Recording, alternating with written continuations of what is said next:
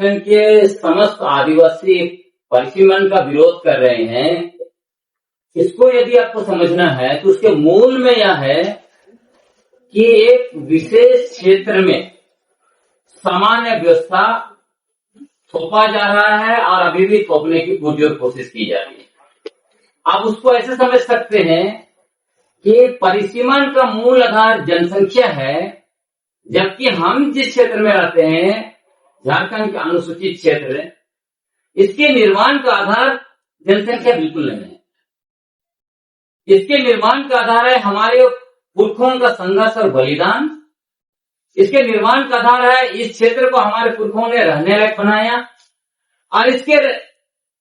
बनाने का, अनुसूचित क्षेत्र बनाने का आधार है हमारे पुरखों की पारंपरिक स्वशासन व्यवस्था।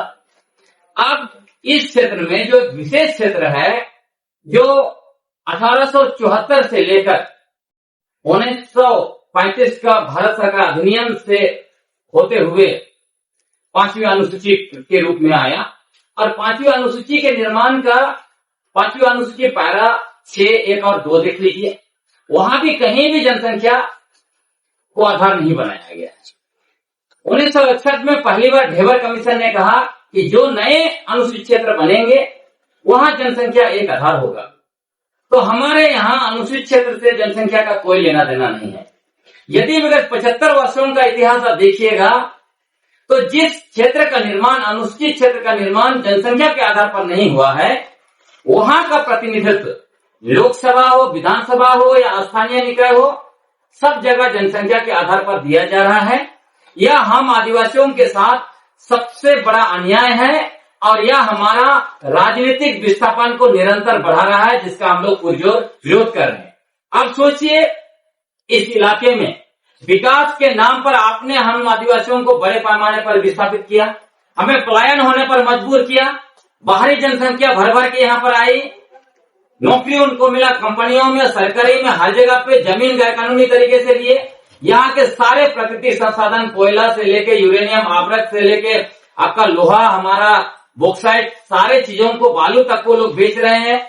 और आप कह रहे हैं कि जनसंख्या उनकी ज्यादा हो गई, इसलिए यहाँ मुख्यमंत्री वो बनेंगे, मंत्री वो बनेंगे, मेयर वो बनेंगे, वार्ड वो बनेंगे, भाषा उनकी चलेगी। तो ये हम आदिवासी इसको स्वीकार नहीं कर सकते हैं, और इसीलिए पूरे झारखंड में जो है कि अब बड़े पैमाने पर इस बार परिसीमन के तहत जो है कि उलगुलान आपको देखने को मिलेगा। इसलिए हम लोग केंद्र सरकार को भी चिताते हैं, महामहिम राष्ट्रपति को भी हम लोग मांग करते हैं, उसके अलावा महामहिम गवर्नर, क्योंकि 5वीं अनुसूची पैरा 1 और 2 देख लीजिए। 5वीं अनुसूची पैरा 5(1) में बहुत स्पष्ट लिखा हुआ है कि विधानसभा, विधानमंडल और संसद के द्वारा बनाए गए कोई भी कानून को राज्यपाल निरस्त कर सकते हैं, संशोधन कर सकते हैं, खारिज कर सकते हैं। इसलिए हम लोग अभी से उनसे मांग कर रहे हैं, यदि केंद्र सरकार परिसीमन बिल कानून बना के भी लेके आती है और सामान्य कानून को हमारे ऊपर थोपती है, तो महामहिम राज्यपाल को इस कानून को अनुसूचित क्षेत्र से खारिज कर देना चाहिए। झारखंड के सामान्य क्षेत्र में आप लागू कीजिए, हमें वहां पर कोई दिक्कत नहीं है। तो इसीलिए हम लोग पूरे झारखंड में हम लोगों ने मोबिलाइजेशन शुरू कर दिया है। लोग रांची आने के लिए अभी से तैयार हो रहे हैं। हम लोग जगह जगह बड़े पैमाने पर छोटी सभा, बड़ी सभाएं, सब कुछ जो है कि कर रहे हैं। कल भी कई जगह की सभाएं, परसों भी है, तो निरंतर अभियान चलेगा। और हमारे झारखंड के सभी लोगों से निवेदन करना चाहते हैं, यह जो है कि परिसीमन का लड़ाई, हम आदिवासियों की आदिवासी पहचान, हमारा राजनीतिक प्रतिनिधित्व और हमारा अस्तित्व की लड़ाई है। इसलिए जितने भी हमारे मूल निवासी हैं उनको भी हम कहना चाहेंगे, आप हमारी भावना को भी समझने की कोशिश कीजिए, हम भी आपकी भावनाओं को समझेंगे। और सारे आदिवासियों को जिस तरह से बाहरी ताकतें हम लोगों को आपस में सरनाई साई के नाम से मुर्गा लड़ाई करवाने की कोशिश कर रहे हैं, अजय तिर्की ने बहुत सही कहा, इस बार वो सारे मुर्गा लड़ाई जो है कि खत्म हो जाएगा। उसका आधार का हम विरोध करें। अनुसूचित क्षेत्र में जनसंख्या इसका आधार नहीं हो सकता है। अगर आप जनसंख्या को आधार बना रहे हैं, मतलब हमारे साथ घोर अन्याय कर रहे हैं, हमको विस्थापन, पलायन करने पर मजबूर करेंगे। विकास के नाम पर सारा कुछ हम लोग जल, जंगल, जमीन, नदी, पानी, खनिज संपदा और अपना सारा अस्तित्व दे रहे हैं। आपने जो है कि और भी फैमिली प्लानिंग लाके हमारा जनसंख्या को घटा दिया आदिवासियों का, और आप कह रहे हैं कि आपकी जनसंख्या कम हो गई, इसलिए आपका जो राजनीतिक ताकत और सीट भी कम हो जाएगा। तो इसको कैसे बता सकते? आपका कहना है ना, तमाम हमारे पत्रकार बंधुओं को जो है जिस तरह सभी चर्चाएं चल रही है कि परिसीमन होना है, परिसीमन का हम लोग स्वागत करते हैं, परिसीमन होना चाहिए, लेकिन परिसीमन के आड़ में आदिवासियों का सीट ना घटे, इसका हम लोग ध्यान रखते हैं। चाहे लोकसभा हो या फिर विधानसभा हो, अगर सीटें घटाई जाएंगी तो झारखंड में जो अभी तक जो उग्र आंदोलन और जो विरोध प्रदर्शन जो हुआ है, उससे भी ये ताबड़तोड़ विरोध होगा। ये मैं निश्चित रूप से इसलिए ऐसा कर रहा हूं क्योंकि आदिवासी का आरक्षित न होना मतलब मट्टी में मिल जाने के समान है। क्योंकि इसलिए मैं ऐसा कर रहा हूं कि चाहे शिक्षा के क्षेत्र में जाइए, चाहे राजनीति के क्षेत्र में जाइए, या फिर आप नौकरी चाकरी के क्षेत्र में जाइए, किसी भी क्षेत्र में जाइएगा, जब आपका आरक्षण नहीं रहेगा तो आप पूरी तरह से खत्म हो जाएगा और ना आपका बात उठाने में कोई लोकसभा में रहेगा ना विधानसभा में रहेगा। तो आपके हिसाब से जब आपका विधानसभा या लोकसभा में अपने प्रतिनिधिकर्ता नहीं रहेगा तो आपका बात उठाएगा कौन, आपके हक अधिकार की बात रखेगा कौन। इसीलिए हम लोग चाहते हैं कि 30 अगस्त को इसका हम लोग ऐतिहासिक मोरबादी मैदान में आदिवासी एकता महारैली का जो कार्यक्रम करने जा रहे हैं, उसे तमाम 24 जिला के आदिवासी के लोग यहाँ पर जुटेंगे और लाखों की संख्या में जुटेंगे, क्योंकि ये हमारा हक एवं अधिकार की लड़ाई है। इसलिए हम लोग एकजुट होकर चलेंगे। और जो लोग सरना सनातन के नाम से, सरना ईसाई के नाम से जो लोग लड़ाते हैं, उसके मुंह में ये रैली कड़ाका का तमाचा होगा।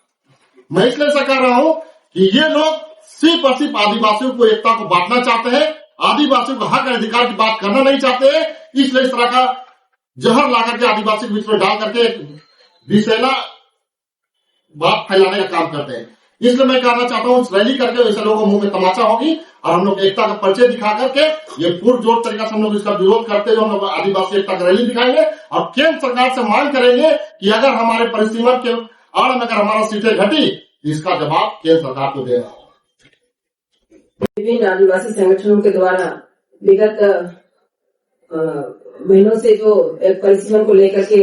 समय टू समय बैठकें हो रही हैं और इसमें ये निर्णय लिया गया है कि 30 अगस्त को भारी से भारी संख्या में झारखंड के 24 जिला सभी जगहों से हमारे आदिवासी संगठन की भागीदारी सुनिश्चित होगी, क्योंकि जो परिसीमन की आड़ पे